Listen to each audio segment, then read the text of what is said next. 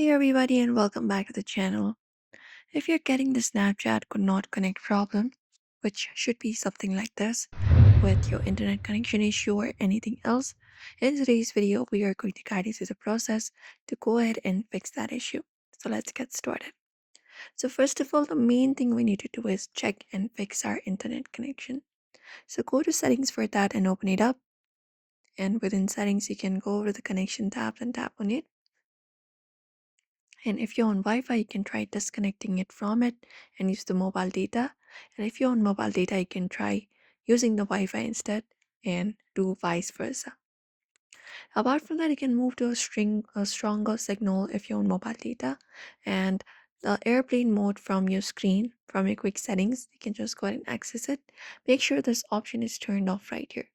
So if it is turned on, you can tap on the circle option right here and turn it off and follow up the process.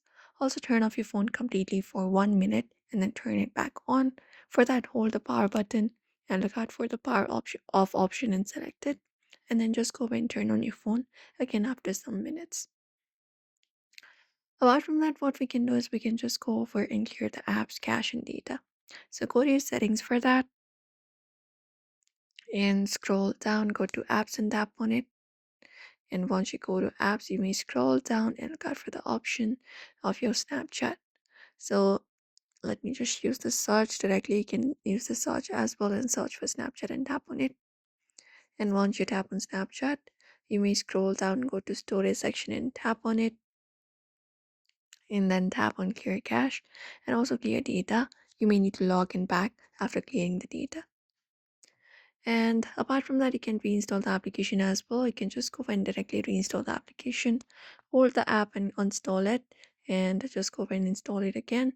And that should fix many of the common issues, including the could not connect problem. Otherwise, sometimes the server may be down, so you can just go and try logging in once again after some time. And that's it.